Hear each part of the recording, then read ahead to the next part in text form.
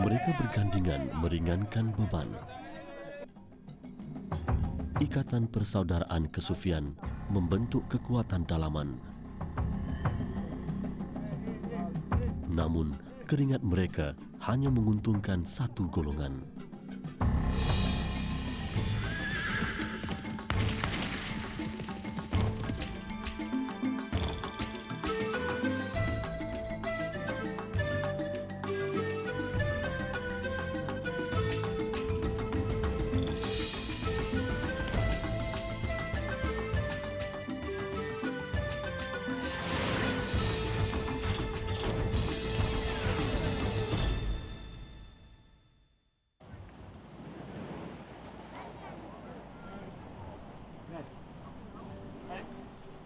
Sebelum mentari menyembunyikan diri, mereka pulang membawa hasil tangkapan.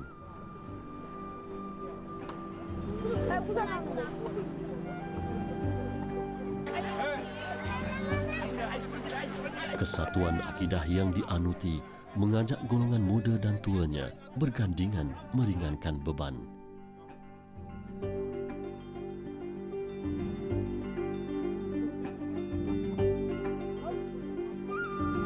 Inilah rutin mengisi aktiviti harian, sama ada terpaksa atau atas kerelaan. Namun, ia telah diwarisi sejak zaman berzaman.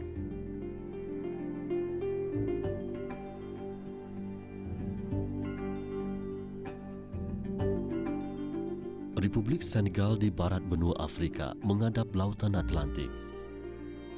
Dhaka, ibu negerinya, pernah mendapat julukan Paris di Afrika Barat. Ia berperanan sebagai pusat pentadbiran Perancis di Afrika Barat pada pertengahan kurun ke-19. Selepas kemerdekaan 1960, ia menempatkan pejabat-pejabat kerajaan, bank-bank luar negara, pusat operasi agensi-agensi antarabangsa dan tumpuan perniagaan. 92% daripada 10 juta orang penduduk Senegal adalah golongan Muslim Sunni. Dhaka menonjol dengan kegiatan masyarakat Islamnya.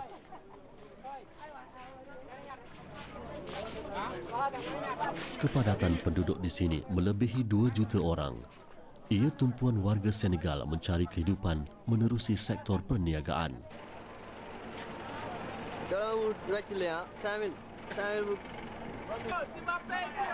Mata wang tempatan dikenali sebagai CFA franc. 590 CFA franc menyamai nilai $1 Amerika. Kumpulan etniknya terdiri daripada kaum Wolof, Fulani, Tukulo, Serer Dila dan Mandika.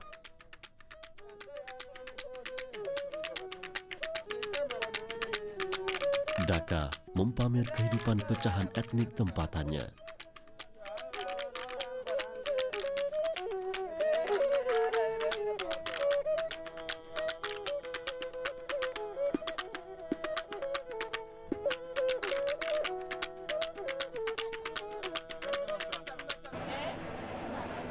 Pasar Sandaga memperaga barang kesenian, hasil tanaman dan ternakan dari pedalaman yang dibawa dengan kenderaan awam. Sistem jalan raya negara ini menjangkau lebih 14,000 kilometer, tetapi hanya 29% daripadanya berturap. Barangan lain juga dibawa masuk, khususnya dari Mali menerusi jalan keretapi. Hubungan perniagaan mempengaruhi faktor kemasukan Islam ke Senegal. فبعض المؤرخين يقولون بأن الإسلام مر عبر الصحراء من موريتانيا أو المغرب الذي هي هنا ومر بالصحراء هكذا حتى وصل إلى السنغال. إذن فبعض المؤرخين يقولون بأن الإسلام دخل في السنغال عبر المغرب الأقصى لأن التجار العرب كانوا يأتون من الجزائر ومن المغرب ومن ليبيا بقوافل محملة ببضائع ويحملون هذه البضائع إلى إلى السنغاليين، وكان عندهم كذلك ما نسميه الملح، يشترون عندهم الملح وبعض الأشياء. فعن طريق هؤلاء التجار وصل الإسلام إلى السنغال. Ustaz Abdul Malik, koordinator program pendidikan, juga pensyarah di Institut Islam Senegal, sebuah institut pengajian milik kerajaan.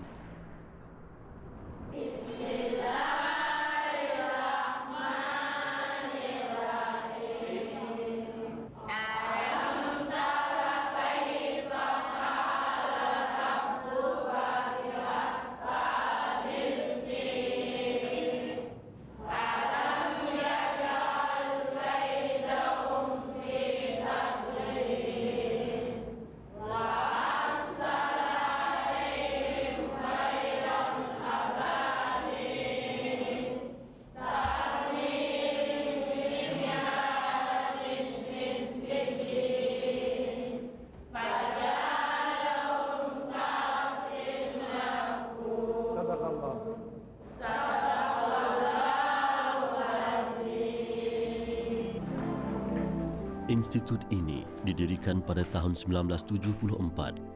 Ia berperanan sebagai pusat kegiatan dakwah di Dhaka. Pelajar-pelajarnya terdiri daripada golongan miskin yang diberi perhatian oleh Kementerian Kebudayaan Senegal. Kelas pengajian bukan di bawah seliaan kerajaan dipelopori oleh marabout atau ketua tarikat.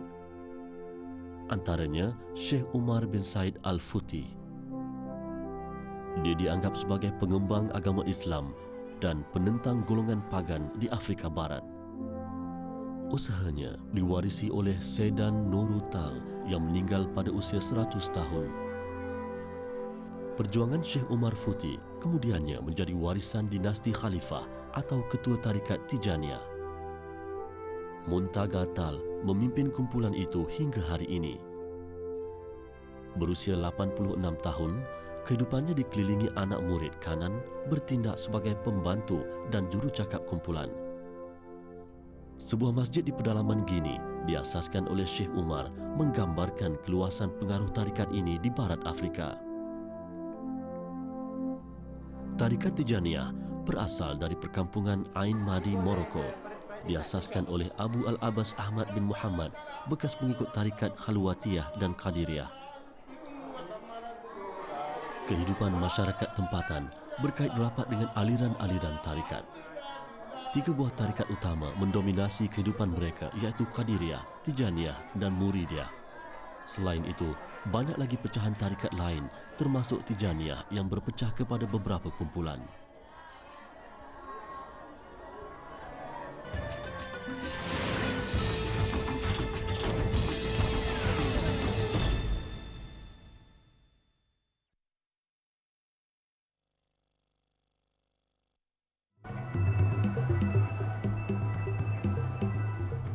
Sebagian besar permukaan bumi Senegal bertanah rendah. Puncak tertingginya hanya mencapai ketinggian 500 meter di bahagian tenggara negara ini. Senegal sebahagian daripada kawasan Sahel, iaitu daerah peralihan antara padang pasir dengan kawasan lembap. Pengaruh Sahel membolehkan kawasan di dalamnya menerima hujan antara bulan Mei hingga Ogos. Taburan hujannya berjumlah 102 dan 203 mm setahun. Tivaouane, bandar di barat laut Senegal, terletak 80 km dari pusat bandar Dhaka, mengekalkan ciri-ciri bandar kawasan pedalaman.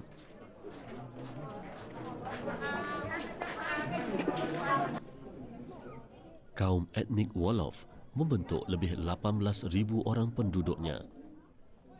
Wolof muncul sebagai kaum etnik terbesar di Senegal dengan jumlah seramai 3 juta orang. Bahasa pertuturan mereka dijadikan bahasa kebangsaan, diikuti oleh bahasa Perancis sebagai bahasa kedua.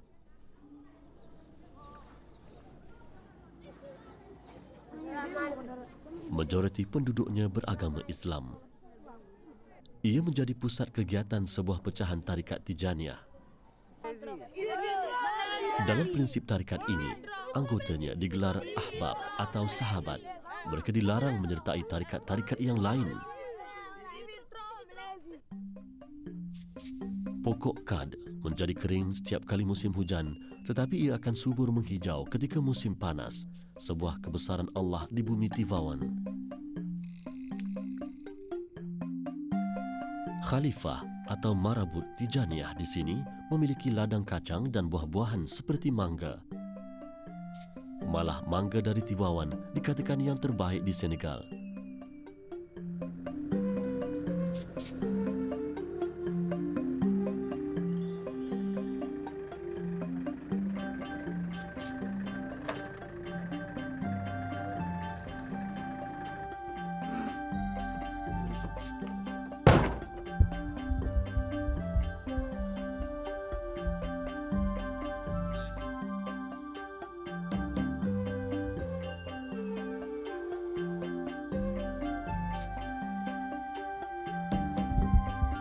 Mustafa, anak Khalifah Tijaniyah. Dalam usia pertengahan 20-an, dia diberi tanggung jawab memastikan operasi ladang-ladang berjalan dengan baik.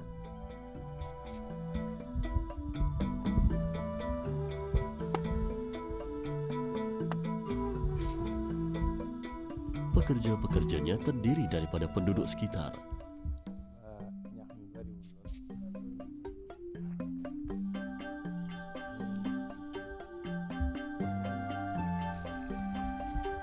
Kacang tanah antara tanaman utama di ladang Mustafa.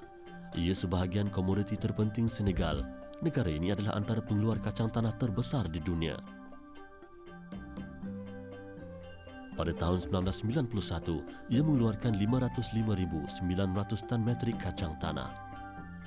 Sektor pertanian menyumbang 77% kepada kepesatan ekonomi negara ini.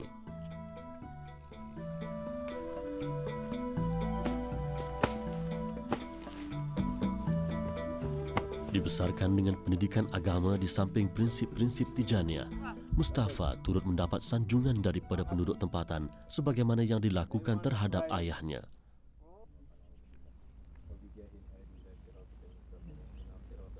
Mendapat restu atau mendoakan keberkatan untuk orang awam seperti dilakukan oleh Mustafa menjadi adat kalangan pengamal tarikat di sini.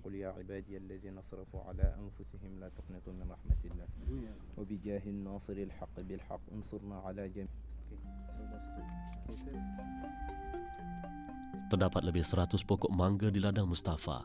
Spesies terbaik dipanggil Baginda. Bakanya dikatakan dibawa dari Nigeria.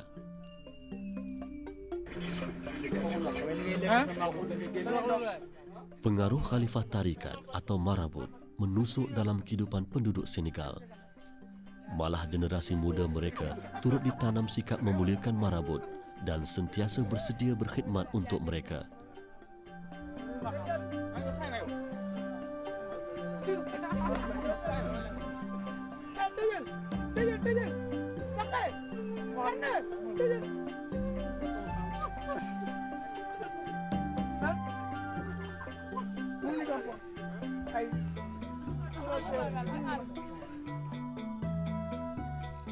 Sebuah lagi tarikat yang semakin membina pengaruhnya di negara ini ialah tarikat Muridiyah. Khalifahnya dikenali sebagai Mustafa Mbake. Organisasi mereka merancang untuk membina sebuah bandar yang lengkap dengan bank-bank sendiri, pusat pentadbiran dan premis perniagaan. Tarikat ini mentadbir sebuah daerah dengan penduduk lebih 3,000 orang. Mereka mewujudkan undang-undang sendiri. Antaranya di kawasan ini, perbuatan merokok dikira haram.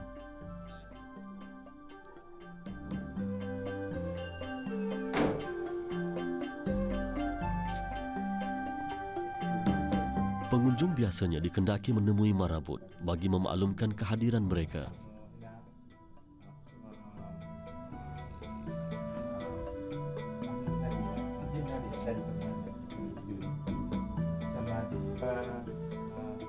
Arif macam-macam Syahir kemudian Bernani Wana Mokri wa Mudir Tahrir Kadin dia mau pasal dia katib senario Kadin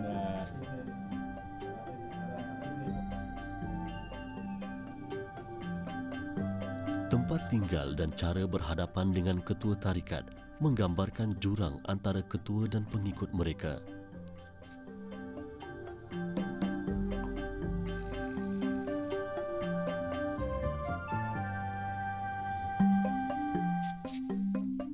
Kediaman marabut tidak mudah dimasuki, melainkan dengan urusan atau dengan kebenaran ketua tarikat sendiri.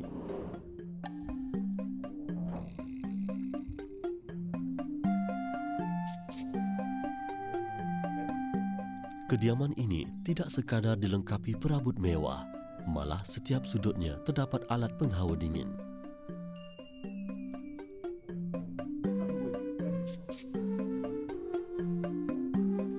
Juadah meraihkan pengunjungnya juga melampaui kemampuan untuk disempurnakan kesemuanya.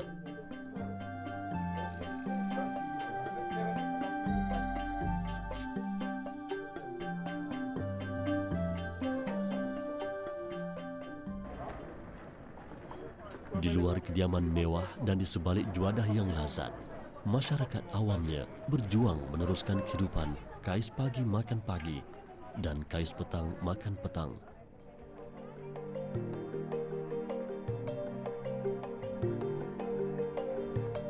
Inilah wajah kehidupan lebih 10 juta penduduk Senegal yang memuliakan ketua-ketua tarikat mereka di kediaman mewah. Mereka harus reda dengan kemiskinan yang membelenggu diri dan keluarga asalkan hidup diberkati oleh marabut-marabut mereka.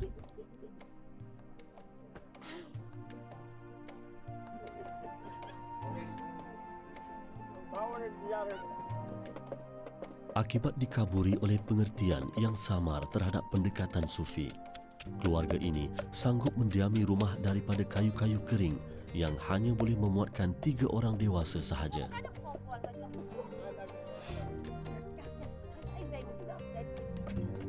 Walaupun hidup tersepit, mereka tidak pernah mempertikaikan gaya hidup ketua-ketua tarikat mereka. Wajah-wajah menaruh harapan masa depan yang cerah ini turut disemai dengan sikap melebihkan ketua dan reda dengan keadaan sedia ada.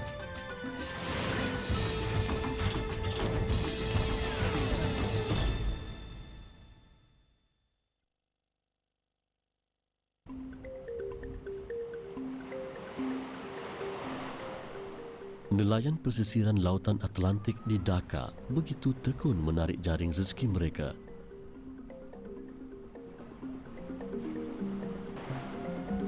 Sektor perikanan turut menjadi penyumbang kepada ekspor Senegal.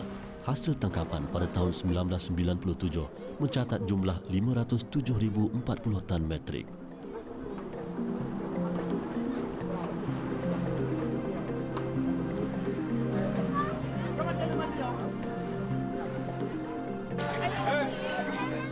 Ini adalah nelayan di perkampungan pengamal Tarikat Nabilah, sebuah lagi pecahan kecil tarikat di Senegal. Ia antara contoh penyelewengan pengamal sufi di negara ini yang mahukan pengiktirafan masyarakat. Mereka meletakkan papan tanda mendakwa masjid di kampung ini diturunkan dari langit pada malam Jumaat bulan Jun 1973.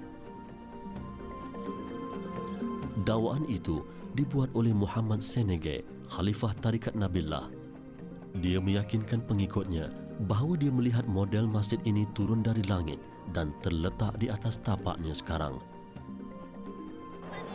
Lantas, dia mengarahkan pengikutnya membina masjid seperti yang dilihat dalam mimpinya itu. Pendapat Muhammad tidak disangkal oleh mana-mana pihak, apatah lagi pengikutnya. Mereka menggelar masjid ini sebagai Masjid Tuhan. Penduduk Senegal terperangkap antara kesucian Islam dan penyelewengan marabut-marabut mereka. Kemiskinan menyukarkan mereka menolak tradisi. Namun, ilmu pengetahuan yang dituntut oleh Islam asas menyelamatkan golongan kaya atau miskin daripada kesesatan.